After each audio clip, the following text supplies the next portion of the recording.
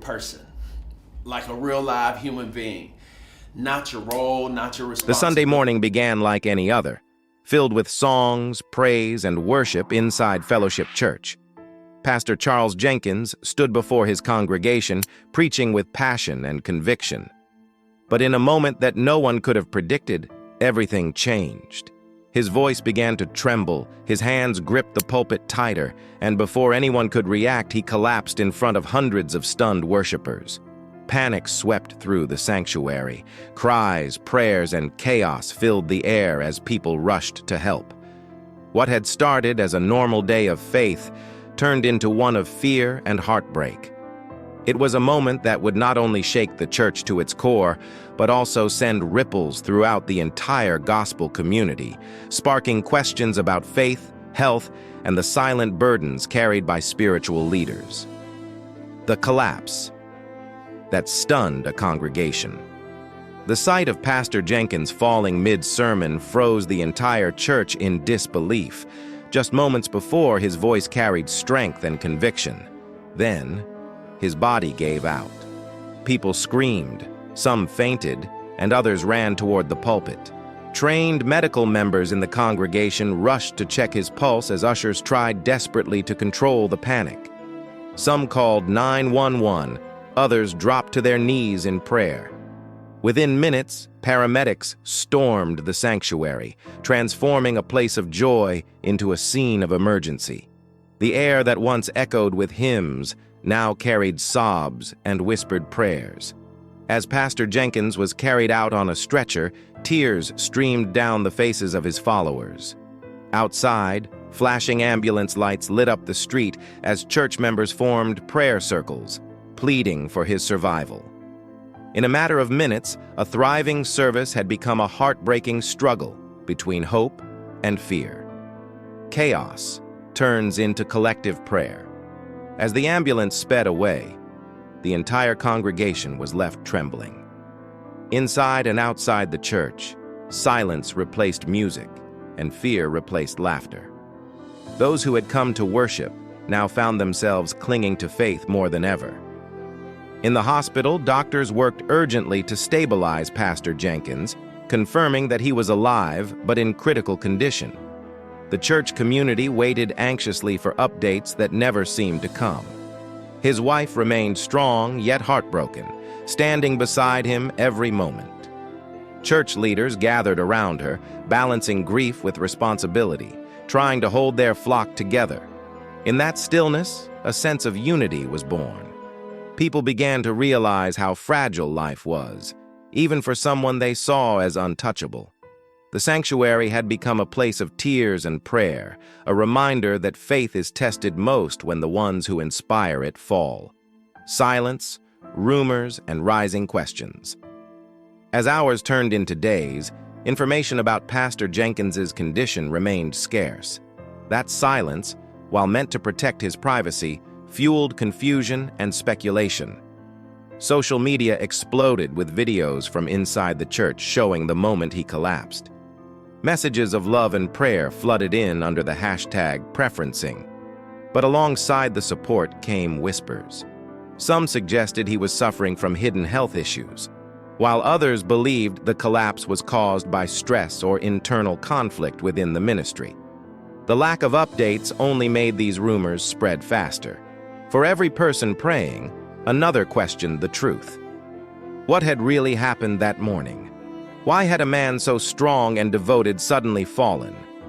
The uncertainty turned a medical emergency into a mystery, leaving both the congregation and the wider gospel community desperate for clarity and afraid of what the truth might reveal. The weight of leadership behind the pulpit. As more details emerged, a new story began to form. One about the pressure leaders like Pastor Jenkins silently carry. Insiders revealed that in the weeks leading to his collapse, he had been pushing himself beyond his limits. Between sermons, travel, meetings, and music commitments, he had barely rested. He ignored fatigue, believing his duty to God came before his own well-being. Many pastors like Jenkins feel this burden deeply, the fear of disappointing their flock if they slow down. His collapse became a reflection of that reality. It forced people to see that even spiritual giants are human, capable of breaking under the weight of expectation. For years, Jenkins had inspired others to be strong in faith. Now, his own struggle reminded everyone that strength also means knowing when to stop, rest, and heal. This moment transformed from tragedy into a lesson about balance and self-care. Faith tested, community united. Outside the hospital, prayers never ceased. Hundreds gathered each night holding candles, singing hymns, and pleading for Pastor Jenkins's recovery. Across the country, prominent gospel leaders like Bishop T.D. Jakes and Kirk Franklin shared messages of faith, urging people to pray together. The love and unity were overwhelming. Strangers joined hands, bound by hope. Yet behind this beautiful solidarity, doubt lingered. Some asked whether the church should have done more to protect its pastor from burnout. Others saw his collapse as divine intervention, a wake-up call for the entire ministry to reflect and change. But despite differences, one truth stood firm: faith had the power to bring people together. Jenkins's suffering became a symbol of collective strength. It reminded everyone that the church was not just a building or a man, it was a living body, built on compassion, prayer, and unity in moments of pain. When prayer meets controversy, social media became both a source of comfort and conflict. While thousands prayed sincerely, others turned the situation into a debate. Some accused the church of hiding the truth about his health. Others blamed the pressures of fame and leadership, claiming pastors were pushed to exhaustion to keep congregations inspired. Inside Fellowship Church, elders worked tirelessly to calm the storm, urging members to stay focused on prayer rather than speculation. But the divide was growing. For every believer spreading faith, there was a skeptic questioning transparency. This tension revealed an uncomfortable truth. Modern ministry often struggles between openness and protection. Jenkins's situation exposed how quickly devotion can turn into doubt when communication breaks down. Yet through the noise, a deep truth echoed. The true measure of faith isn't how loud people pray when things go well, but how steadfast they remain when everything falls apart. A wake-up call for the church. Behind closed doors, the church leadership faced hard decisions. They began discussing how to sustain the ministry if Pastor Jenkins needed a long recovery. Some wondered who could fill his shoes, even temporarily. His absence made them realize how dependent they had become on his presence and energy. It was a sobering moment, a reminder that no one person, no matter how strong, can carry an entire ministry alone. The congregation's future suddenly seemed uncertain, but this crisis also opened hearts to a new understanding of leadership. Instead of idolizing one man, it was time to share responsibility and nurture collective strength. Jenkins's collapse wasn't just a tragedy, it was a revelation. It reminded everyone that faith should be carried together, not placed entirely on the shoulders of one devoted soul. It was painful, yes, but it was also a chance for the church to grow in wisdom and unity. Hope in the midst of healing. Inside the hospital, amid the uncertainty, small signs of hope appeared.